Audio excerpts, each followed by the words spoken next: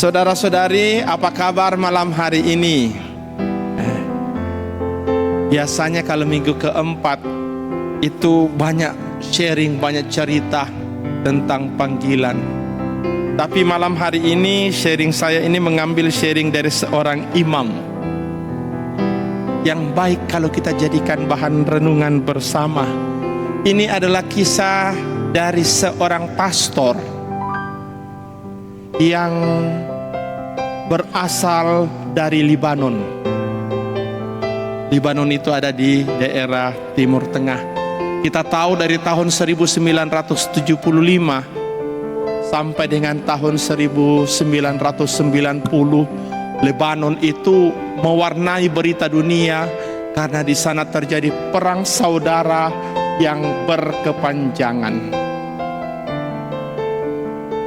Jadi pada suatu pagi ada seorang ibu tua datang ke pastoran, mengetuk pintu pastoran.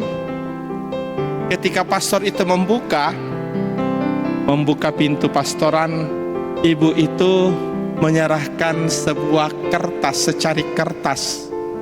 Lalu di kertas itu ada sebuah alamat apartemen dengan nomor kamar yang lengkap di situ. Dia minta tolong kepada pastor itu untuk pergi berkunjung di sana karena ada seseorang yang sedang sekarat. Maka pastor ini sebagai seorang gembala di paroki itu pergi. Dia bergegas pergi ke sana dan memasuki apartemen.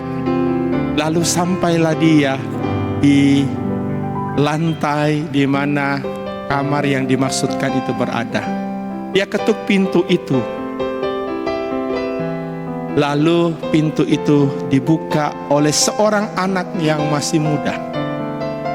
Usianya sekitar 25 tahun. Lalu pastor itu menyampaikan seperti yang disampaikan oleh sang ibu.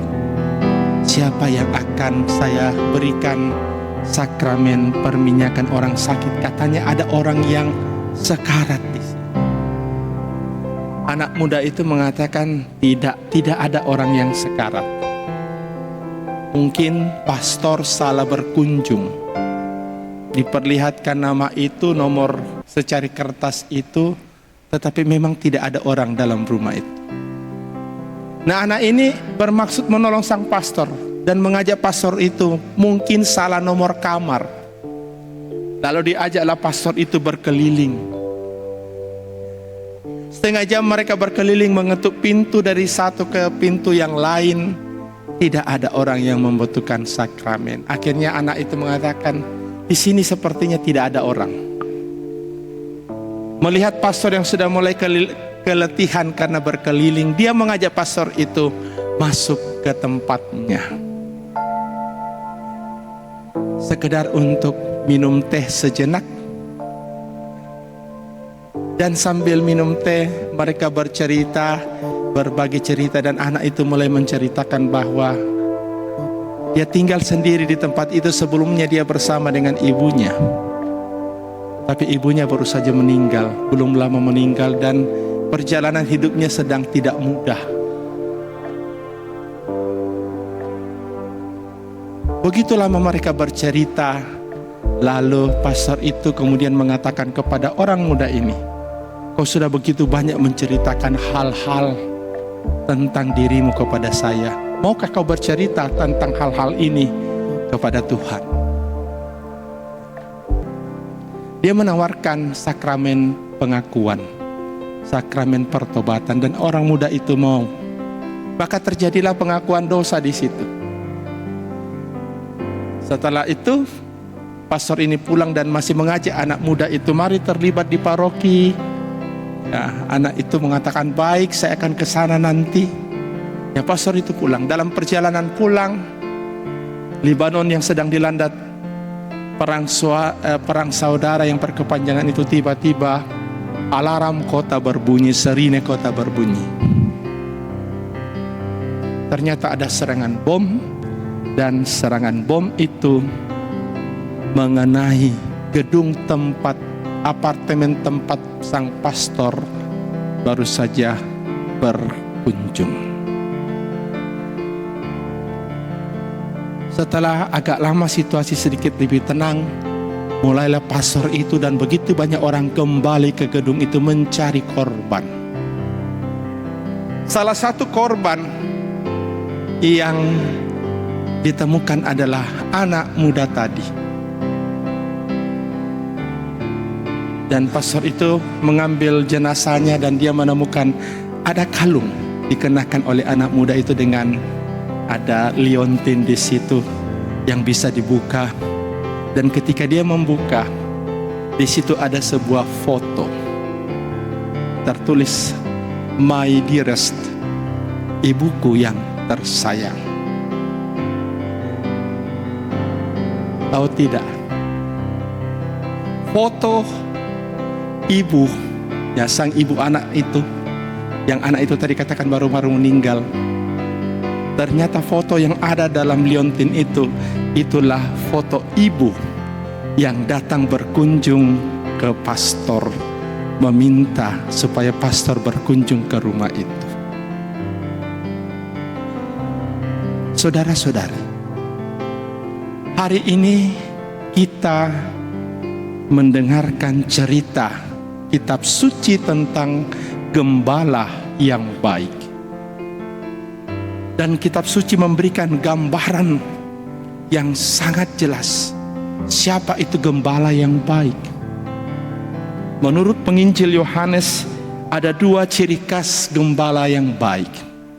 Yang pertama, dia memberikan nyawanya, memberikan hidupnya bagi domba-dombanya. Itu yang pertama digambarkan. Demi hidup sang dombanya, ia rela mengorbankan segala sesuatu yang ada dalam hidupnya.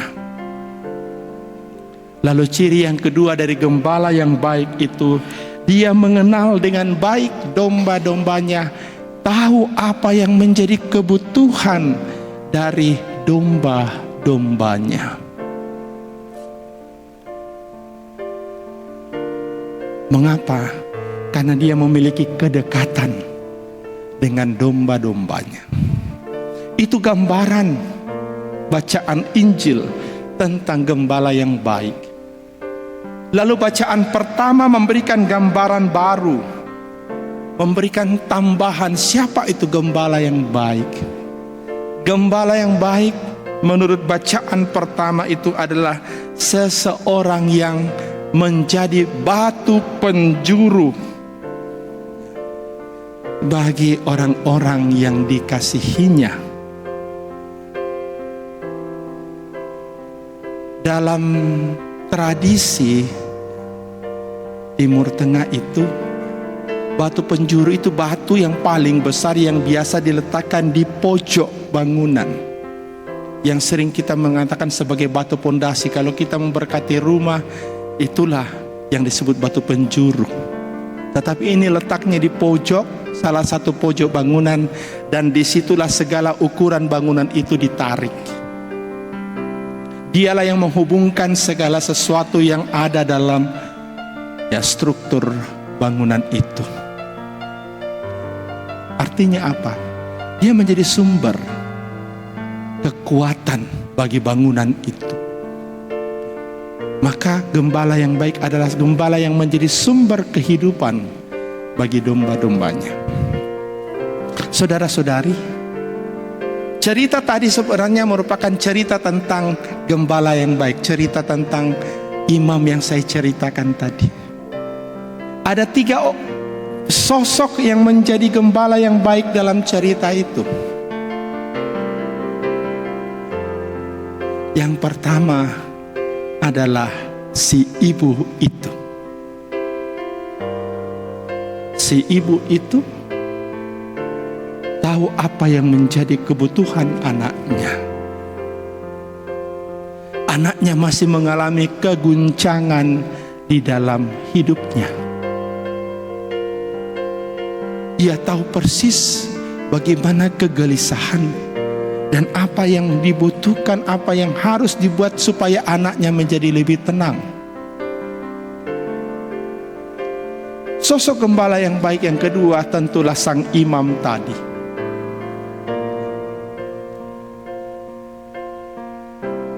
Dia mengenal apa yang menjadi kebutuhan domba itu. Dia mengorbankan hidupnya. Dia hampir menjadi korban dalam serangan bom juga. Dia mencari dombanya, dia berkunjung ke sana, menemani anak muda tadi. Dan akhirnya memberikan apa yang dibutuhkan oleh anak muda tadi. Sosok yang ketiga tentunya Allah sendiri. Ibu tadi pada dasarnya sudah meninggal dunia. Kita yakin seturut iman kita, ibu itu entah dia berada di api penyucian ataupun sudah ada di surga. Tetapi Allah masih memberi kesempatan sesekali, memberikan kesempatan kepada ibu itu untuk kembali ke dunia, untuk berbuat sesuatu bagi domba-dombanya. Allah yang memberikan kehidupan tahu apa yang harus dilakukan untuk domba-dombanya di dunia ini. Ada 3 sosok gembala yang baik di dalam cerita tadi. Bapak, Ibu, saudara-saudari yang terkasih, mari kita menjadi gembala yang baik. Mungkin yang keempat, yang kelima, yang keenam, dan seterusnya. Kita mungkin menemukan cerita-cerita seperti ini tetapi dalam kadar yang berbeda. Kita semua dipanggil bukan hanya untuk kegembiraan diri kita. Ingat itu baik-baik. Tetapi kita juga dipanggil untuk menjadi seorang gembala yang memperhatikan kebutuhan sesama yang ada di sekitarnya. Ada banyak orang di sekitar kita sekarang yang berada dalam kesunyian hidupnya. Ada banyak orang yang berada dalam rasa sakit yang mendalam karena tidak lagi diperhatikan oleh sesamanya. Mungkin masih ada banyak orang lagi, mungkin hidupnya begitu sukses, tapi jiwanya masih begitu kering. Orang-orang itu bisa suami kita, bisa istri kita, bisa anak kita, bisa saudara kita. Mari kita juga menjadi gembala yang baik. Sekaligus dalam Ekaristi pada malam hari ini saya mau mengajak kita, mari juga kita doakan semoga para imam kita, para frater, suster, khususnya di keuskupan ini boleh menjadi gembala yang baik. Di tengah kerapuhan kami, para imam, para pastor, para frater, para suster, mereka tetap semua melakukan pelayanannya. Semoga mereka tetap dikuatkan supaya boleh menjadi gembala yang baik. Kita bersyukur keuskupan kita ini pertumbuhan calon imamnya cukup baik. Saat ini di keuskupan kita kurang lebih ada 136 atau 137 imam yang melayani. Dari 130-an lebih itu ada 116 imam diosesan, imam keuskupan ini. Masih ada sekitar 50 calon imam di Seminari Tinggi Ageng Mamiri yang sementara berjuang, dan kita berharap di bulan Agustus nanti kita akan punya 6 diakon baru. Artinya tahun depan akan ada tambahan 6 imam. Tetapi itu belum cukup. Keuskupan ini begitu luas. Kita berdoa semoga dengan penggembalaan Bapak Uskup kita, Monsinyur John, Monsinyur Franz, Sekarang juga sudah ada Monsinyur Pitimang kembali ke Makassar setelah memasuki masa pensiun. Semakin banyak pelayanan bisa dilakukan oleh para gembala di keuskupan kita. Mari kita saling mendoakan supaya kita semua boleh menjadi gembala yang baik untuk domba-domba yang harus kita layani. Anda, Bapak Ibu pun adalah gembala bagi keluarga Anda. Tuhan memberkati kita.